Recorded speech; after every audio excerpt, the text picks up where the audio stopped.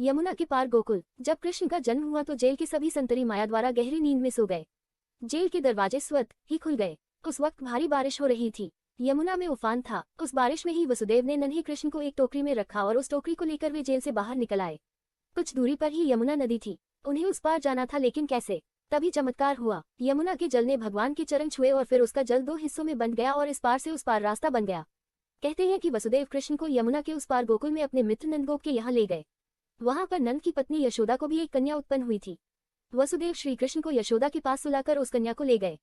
गोकुल माँ यशोदा का मायका था और नंदगांव में उनका ससुराल। श्री कृष्ण का लालन पालन यशोदा व नंद ने किया। गोकुल यमुना के तट पर बसा एक गांव है, जहां सभी नंदों की गायों का निवास स्थान था। नंद मथुरा के आसपास गोकुल और नंदगांव में रहने वाले आभीर गोपों के मुखिया थे। यहीं पर वसुदेव की दूसरी पत्नी रोहिणी ने बलराम को जन्म दिया था। बलराम देवकी के 7वें गर्भ में थे, जिन्हें योगमाया ने आकर्षित करके रोहिणी के गर्भ में डाल दिया था। ये स्थान गोप लोगों का था।